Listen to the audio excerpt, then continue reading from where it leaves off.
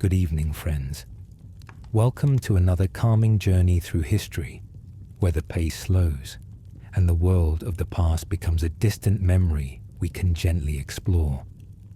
Tonight, we'll drift into the sands of ancient Egypt, uncovering some of its most bizarre and unexpected punishments.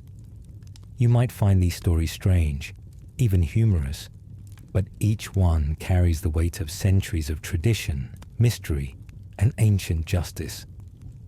Dim your lights, settle under your blanket, and allow yourself to fully unwind. Imagine the soft rustle of linen as you make yourself comfortable, the room fading into quiet stillness, the only sounds the soft hum of the night. This is a moment for you to simply relax, letting the details of the past wash over you like a warm, soothing wave. If this journey helps you find a peaceful place, tap like and subscribe. Only if it feels right, of course. Now, take a slow, deep breath. Let the world around you fade for just a little while, and let's explore the oddities of ancient punishment. Let me tell you a story about what might happen if you dared to cross the line in ancient Egypt. Picture the sun setting over the Nile, the cool breeze sweeping through the palm trees, and the distant sound of the river gently lapping against the shore. This was the world of Egypt, a land of mystery and power, but also a place where strict codes of behavior governed every aspect of life. In this society, there was little tolerance for disobedience, especially when it came to the sacred rules of authority and the gods. To break these codes meant you were not just defying a person, but an entire system that had lasted for thousands of years. People knew the consequences, and they knew them well. But let's talk about one punishment that stands out. One that might make you raise an eyebrow and wonder about the lengths the Egyptians went to in order to maintain order. Imagine you were a common person, living in a village along the Nile. The rules were simple. Respect the pharaoh, honor the gods, and keep your head down. But what if, just for a moment, you lost your temper or acted out of turn? For the disobedient, one punishment loomed larger than others. Exile. But not exile in the way you might imagine. No, in Egypt, the penalty for defying the law often came with a more unusual twist. One of the punishments for rebellion was to be sent away to an isolated place, far from the reach of any civilization. However, this wasn't just any exile. Oh no, this was exile to a remote desert wasteland. Can you picture it? A stretch of sand as far as the eye can see. No shelter but the scorching sun above and the barren earth below. You'd be left there to fend for yourself, with only the barest of supplies, if any at all. It's almost like the Egyptian authorities knew that the desert, with its endless isolation and harsh conditions, would be a punishment far worse than any prison cell. But here's where it gets truly bizarre. To ensure that the exiled person would suffer in their solitude, they were often forced to carry something with them. What, you ask? A jar of fragrant resin. You see, this wasn't just a jar of any old resin. It was the essence of the very gods themselves, designed to remind you constantly of your separation from the life you once knew. Imagine the scent of it, overpowering and sharp, mingling with the dry air of the desert. It would haunt you, reminding you of what you had done and the life you had lost. In a way, it was like carrying a permanent reminder of your disobedience. The resin was symbolic, yes, but it was also a practical tool. It would have been difficult for anyone to escape their exile. Even if they tried to run, the scent would linger, like a trail that marked them for anyone who might be looking.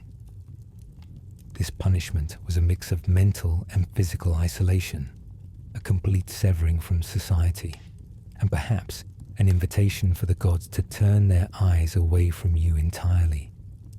It's hard to imagine, isn't it? being left to wander in that vast emptiness, the scent of the gods forever marking your every step.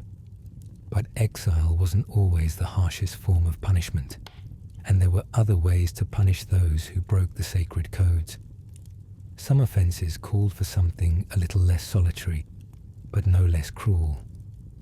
As we gently move from this first tale of exile, let's imagine the quiet sound of footsteps in the sand, the endless horizon stretching before us.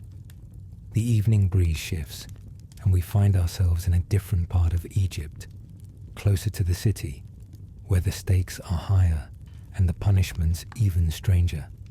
Now, let your mind wander with me as we look at the curious punishments that awaited those who dared to break the most sacred laws in the land of the pharaohs. What could possibly be more bizarre than exile with a jar of resin? Now, my friend, imagine yourself standing on the banks of the Nile. The river stretches wide before you, its waters glistening under the golden glow of the sun, flowing steadily like time itself. It's a place of life and nourishment, where the fertile banks have nurtured civilizations for thousands of years. The soft sound of the river's current is a constant reminder of the power that the Nile holds over Egypt, shaping its culture, its people, and its fate. But what if the Nile, that symbol of life, could also become a symbol of punishment? What if the very river that gave the Egyptians everything could also take something away? Let's walk together, gently, through a story of ancient justice, one that leaves a mark on the soul as much as it does on the body. In ancient Egypt, the gods were always watching. The pharaohs ruled by divine right, and breaking the law was seen as a sin against the gods themselves. Imagine what it must have been like to live under the constant gaze of the divine, knowing that any misstep could bring punishment, not just from a human ruler, but from the gods who controlled everything around you. The punishments, as strange as they seem to us now, were part of this divine order. One punishment stands out as both a reminder of the Nile's power and a bizarre act of justice: the drowning punishment. But this wasn't simply a matter of being thrown into the water and left to perish. Oh no, the Egyptians had something far more intricate in mind. This was a punishment designed to mimic the very forces of nature, a reminder of the river's authority over the lives of the people. If you were found guilty of a serious crime, say betrayal, treason, or theft from the pharaoh's own treasury, you might find yourself at the mercy of the Nile. But this wasn't just about drowning in the traditional sense. Instead, the offender would be tied up in heavy chains or weighted down, and then dragged to the river. And here's where it gets strange. They would be thrown into the Nile, but not immediately to die. No, they'd be submerged, kept under the water for an agonizing moment, only to be pulled back up, gasping for breath. The Egyptians believed that the Nile was the lifeblood of their civilization, its waters a reflection of divine purity and power. To drown someone in it was to strip them of their life, to drown them in the very waters that gave the land its vibrance. But what made it all the more bizarre was the belief that the Nile could judge a soul. If you were innocent, the river might spare you. If you were guilty, it would claim you for its own. Imagine that for a moment. The cold, dark water rushing over you, the struggle to breathe, the sound of the river swallowing your every movement. And all the while, you're being judged, not by a person, but by the very river itself. It's almost like being caught in a dream, where the world shifts and bends around you, and you're left at the mercy of forces far greater than yourself. For some, this was a final judgment, a moment when life and death blurred together in the rush of the water. But for others, it was a warning, a terrifying reminder of what could happen if the law was broken. This punishment was not just a means of physical torment. but a way to cleanse the guilty and restore balance in the world, as strange and unsettling as it may sound to us. And of course, as with many ancient punishments, there were those who believed that such an act was not merely a punishment, but a form of ritual. The gods, after all, were connected to every aspect of life, and what better way to appease them than by offering a form of justice that honored the power of the river itself. Now, as the sun begins to dip below the horizon, casting long shadows over the water, let's step back from the riverside. The stillness of the evening wraps itself around us, the soft hum of the wind joining the sound of the river's current. There's a chill in the air now, a reminder of the coolness of the night, and we walk away from the banks of the Nile, leaving behind the ominous whispers of ancient justice. But as we leave the river, let's take a moment to think about what it would have been like to face the wrath of the Nile. A strange punishment, isn't it? One that doesn't just punish the body, but test the very soul. Now, let's step away from the coolness of the Nile's waters and wander deeper into the Egyptian landscape, to a time when the pharaohs ruled with both wisdom and wrath. Imagine the heat of the desert sun beating down on you, the earth beneath your feet warm and dry, and the air still, heavy with the scent of dust. In the distance, you can hear the faint call of a hawk circling overhead, and the soft rustling of reeds near a small oasis. But in this world, there's no place for those who stray too far from the rules. Those who steal, those who betray the trust of the pharaoh or the gods, will find themselves facing punishments unlike anything we can imagine today. Among the most feared punishments for thieves was one that involved the crocodile. You see, crocodiles were not just creatures of the Nile. They were sacred, feared, and revered. They represented both the life-giving and the deadly aspects of the river, the balance between creation and destruction that defined Egypt. And so, when a thief was caught, their fate could sometimes be linked to the very creatures that rule the waters. Imagine this: the thief, shackled and brought before the pharaoh, standing in the harsh sunlight, a crowd gathered to witness their fate. There's a sense of tension in the air, a hush falling over the crowd as everyone waits for the judgment. The pharaoh, with all his authority and divine connection to the gods, might then issue a punishment unlike any other, the crocodile pit. Now, don't think of a simple pit like you might imagine. This wasn't just any hole in the ground. No, this was a specially prepared arena, deep enough to be a real threat, filled with crocodiles, hungry and swift.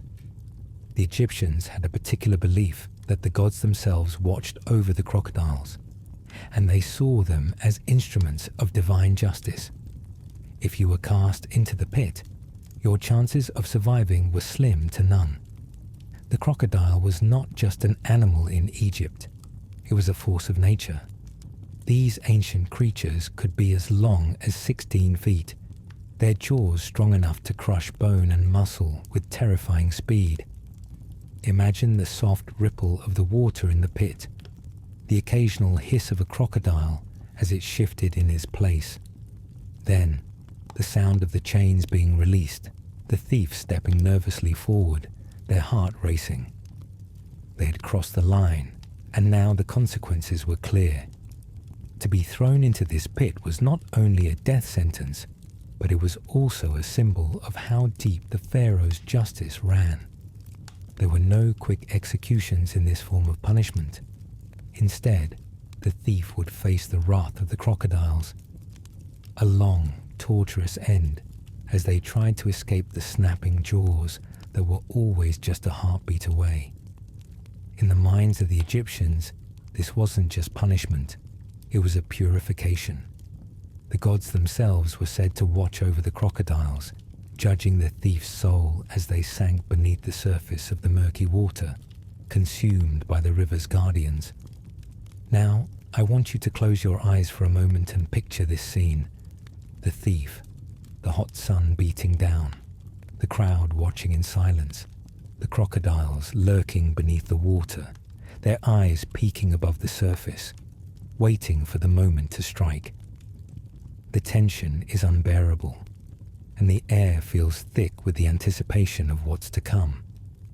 You can almost hear the soft rustle of the reeds in the distance, the occasional chirp of a bird, but nothing can drown out the sound of the thief's footsteps as they approach the pit. As you imagine the scene unfolding, let yourself feel the heat of the day, the dryness in the air, and the oppressive weight of justice about to be served. It's strange, isn't it, how the balance between life and death was in the hands of the gods, symbolized by those terrifying silent creatures. And yet, the crocodile pit wasn't the only punishment for thieves in ancient Egypt. Sometimes the pharaoh might be merciful, and the thief's punishment might not be as severe. But for those who were seen as a true threat to the social order, the pit was the ultimate test. Now, imagine leaving that pit behind. The sky has darkened a little, and the faint breeze you felt earlier has turned into a gentle, cool wind. The heat of the day has faded, and the moon is beginning to rise, casting long shadows over the landscape. We walk away from the pit, feeling the coolness of the night seep into our skin as the sounds of the desert night begin to take over. As we move away, we're reminded of the strange, brutal justice of the ancient Egyptians, a justice that used the very creatures of the Nile to enforce its rule. The crocodile, that fearsome symbol of the river's power, was both a divine enforcer and a terrifying reminder of the pharaoh's wrath. Imagine now, as the gentle breeze shifts from a cool whisper to a warmer sigh, the soft rustling of palm leaves overhead as we find ourselves in a different time. The grand pyramids, those silent sentinels of Egypt, loom in the distance, their ancient stones reflecting the fading sunlight. The scent of incense and burning oils wafts through the air, and the sounds of distant prayers can be heard rising from the temples that dot the landscape, where the gods are worshipped and honored. The ancient Egyptians were a deeply spiritual people, for whom the gods were never distant. They were present in every moment, in every action, and in every breath. The gods weren't just distant figures to be revered from afar, no. They were living, breathing forces that shaped everything. From the pharaohs themselves, who were considered gods on earth, to the common people who prayed for guidance, protection, and favor, the presence of the divine was ever present. So what would happen, I wonder, if someone defied the very gods who sustained their world? What if someone dared to act as though they were beyond the reach of divine justice? To the ancient Egyptians, the very thought of this was almost inconceivable. The gods were everything, and to insult or offend them was the gravest sin of all. And yet, people did fall into such temptation. When they did, their punishment was often as severe as it was bizarre, and it carried with it a sense of cosmic justice.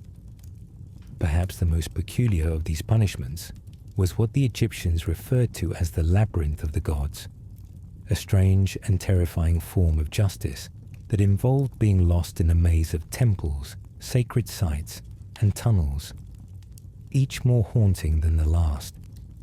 Imagine for a moment, if you will, the feeling of walking through an ancient Egyptian temple. The air is thick with the scent of incense, burning with the weight of devotion. The walls around you are adorned with intricate carvings, scenes of gods and goddesses, great pharaohs, and sacred animals, all bathed in the glow of flickering candlelight. The walls whisper of a long divine history, one that you're about to become an unwilling part of. Now picture yourself for having crossed the line. Perhaps you've spoken against the gods, shown disrespect for the pharaoh, or even disrupted a sacred ritual. For those who dared to commit such acts, the punishment was not a swift execution or a simple exile. It was something far more disorienting.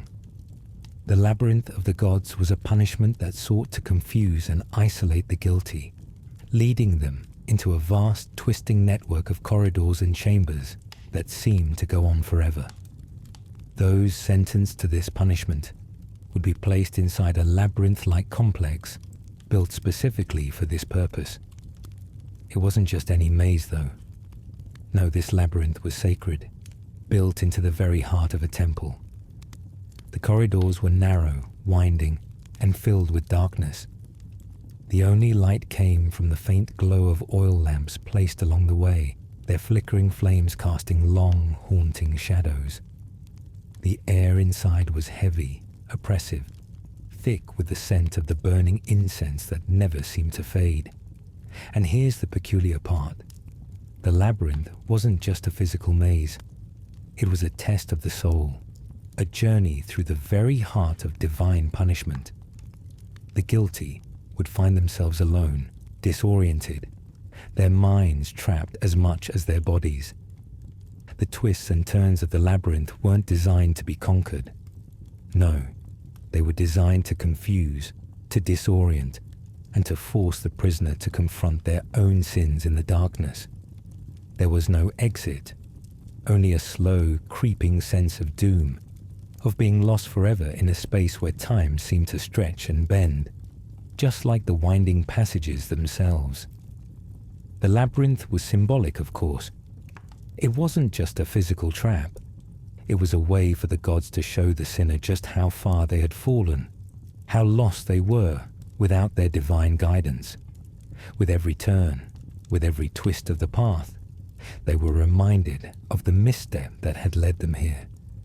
It was almost as though the labyrinth itself was alive, a force that would only release them once they had confronted their actions and acknowledged the power of the gods they had defied.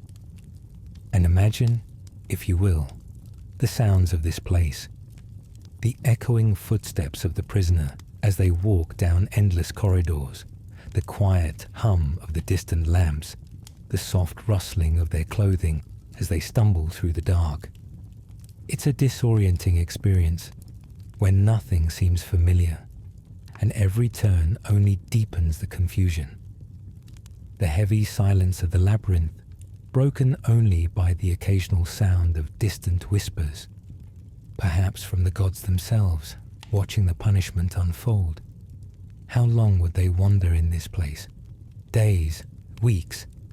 In some versions of the tale, it's said that the labyrinth could stretch on forever.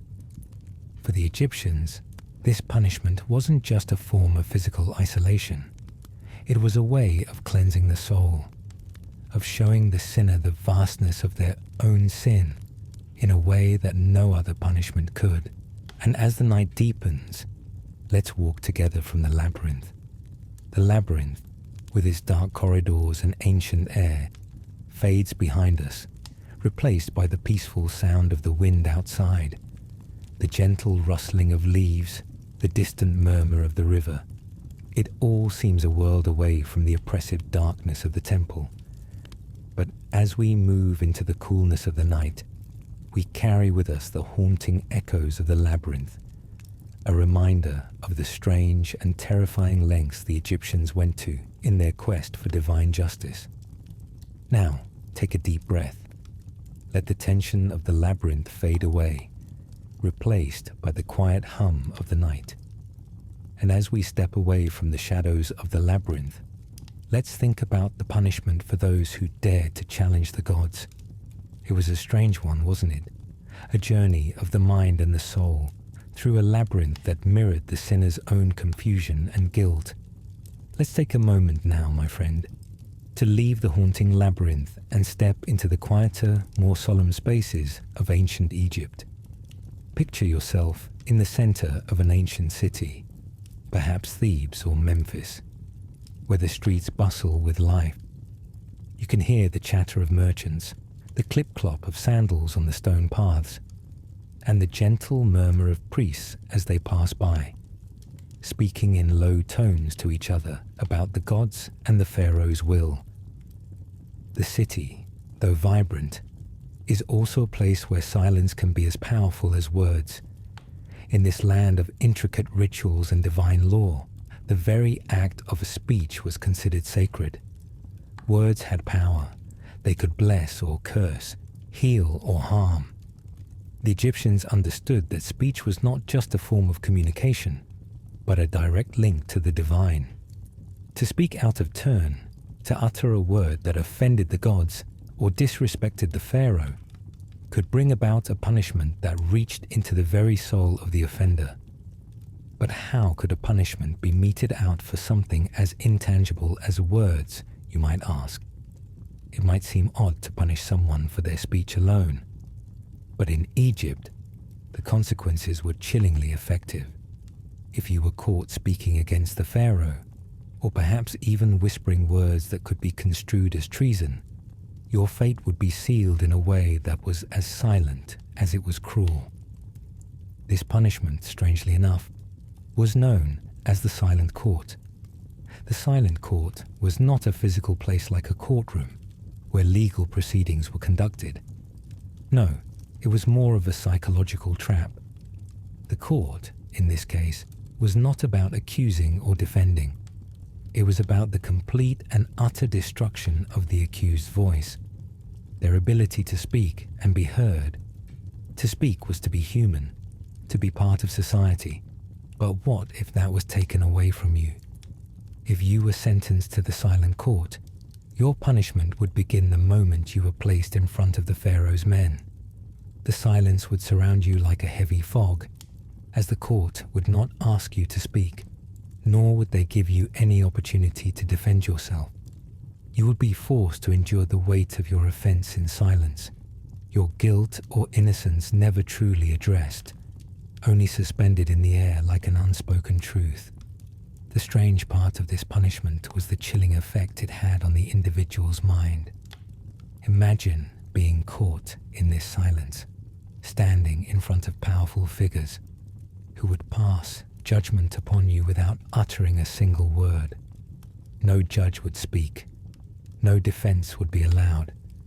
The very essence of communication, of being heard, would be stripped from you. The court, with its absolute silence, would force you to feel as though your voice no longer mattered, rendering you invisible in a world that thrived on words and actions. And yet, the cruelest part of the Silent Court was the unspoken sentence. The accused would often be left standing there for hours, perhaps even days, only to be dismissed without a clear indication of their fate. There was no announcement of guilt. There was no announcement of innocence.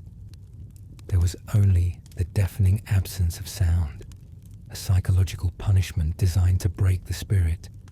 Imagine standing there feeling the weight of all the eyes upon you, yet no one says a word. The silence presses down on you, almost suffocating, as if the very air has thickened, pulling the life from your lungs. It's a silence that speaks louder than any words could.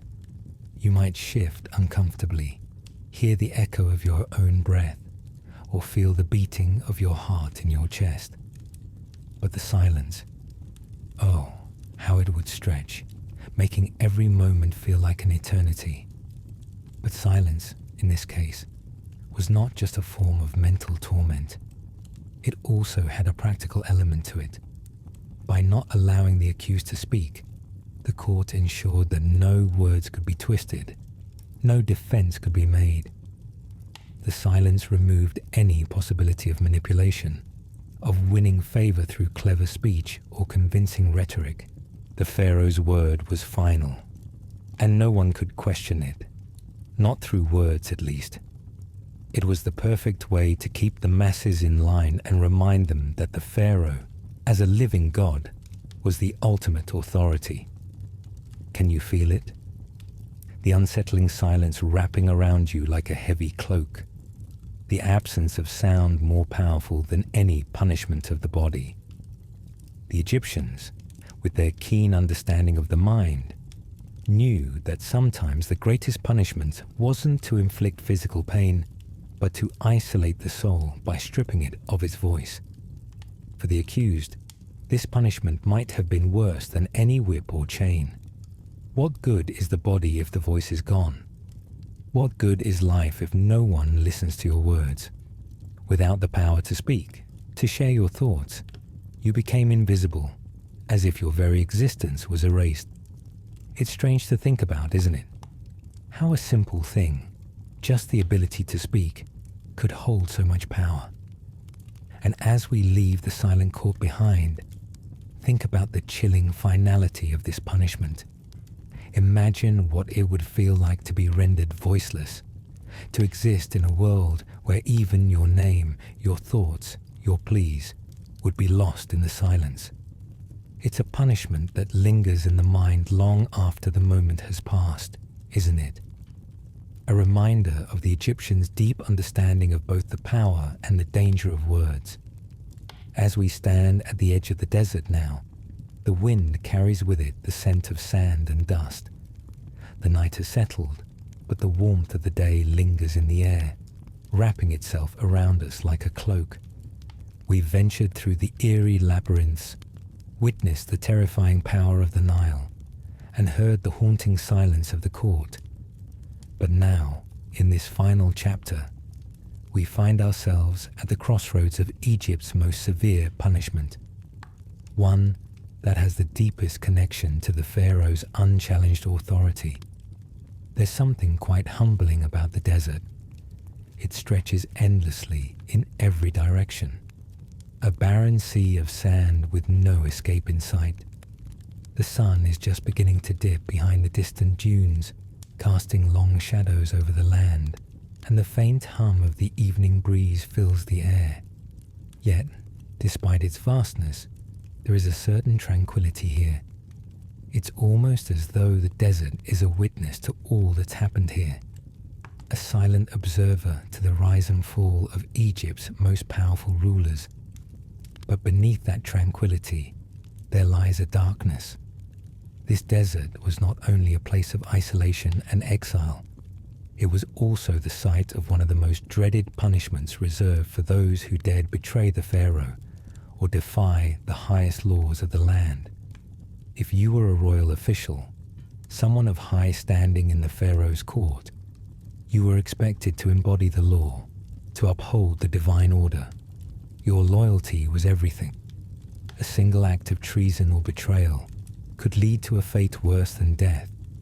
In such cases, a form of punishment was enacted that was more final, more unforgiving than anything we've discussed so far. This punishment was known as the burial beneath the sands. Picture this, if you will. You've been accused of treason. Perhaps you've plotted against the pharaoh, or maybe you've dared to align yourself with a rival. The pharaoh, in his unyielding authority, has no choice but to make an example of you. Your fate has been sealed, and so, with no trial, no words of defense, the punishment begins. You're dragged to the edge of the desert, far away from the city where you once held power. The sand is cool underfoot as you're led into the vast emptiness. You can hear the wind as it sweeps across the dunes, but there are no signs of life here, only the silent desert stretching on forever. The sun has now dipped low, and the first stars begin to appear in the sky. Yet the air is heavy with the scent of the earth and the anticipation of what's to come. This punishment was a ritual, one designed to be swift but final. You would be forced to kneel in the sand, your hands bound, and then the sand would be piled over you, slowly, carefully, until your body was buried. The intent was clear: to suffocate, to bury, and to erase the very existence of the person who had betrayed Egypt's sacred order. It wasn't just about death, it was about being forgotten. Can you imagine it? The sensation of the sand closing in around you, the weight of it pressing down slowly, imperceptibly, as you're hidden from sight. It's almost as though the Pharaoh himself was making sure that your name would never be spoken again, that you would vanish entirely from history. In a world where your name and reputation were everything, to be erased by the sand was the ultimate punishment. This wasn't the quiet, dignified burial that one might receive after a life well lived. No, this was a burial of shame and finality, a reminder to all who lived in Egypt that betrayal, especially of the Pharaoh, could never be tolerated. The desert, with its endless sands, was not just a place of physical isolation. It was a place where you could vanish, where your memory could be swallowed by the very earth itself. Your body would remain there beneath the sands, an eternal testament to the price of disloyalty. It's almost surreal, isn't it? The way this punishment wasn't about pain. It was about disappearance, about erasure. How eerie to think that one could be completely forgotten, not just in the eyes of society, but in the eyes of time itself. The sands of Egypt were eternal, and with each grain your identity would slip further away until there was nothing left of you at all. And as we turn away from the desolate sands, let's pause for a moment to reflect on what we've learned tonight. These ancient punishments, strange and unsettling as they may seem to us, were once the tools by which Egypt maintained order, honored the gods, and protected its divine rulers. The severity of the consequences, though harsh, were always tied to a deeper understanding of divine justice, a justice rooted in the beliefs and values of the ancient Egyptians. And now, my friend, our journey through the bizarre and fascinating punishments of ancient Egypt comes to a close. As the night falls and the desert winds begin to fade into the distance, I hope the stories we've shared tonight have helped to guide you toward a peaceful slumber. May the images of ancient Egypt, the labyrinths, the Nile, the silent courts, and the desert sands fade gently from your thoughts as you drift deeper into rest. Let the calmness of the night embrace you, and know that the stories of the past, as strange and eerie as they may seem, are there to remind us of the complexities of life, the power of justice, and the timelessness of human existence. If you found peace in this journey, or if the rhythms of the ancient world helped you unwind, I invite you to let me know in the comments below. Sweet dreams, my friend. Until we meet again in the quiet of the night. Good night.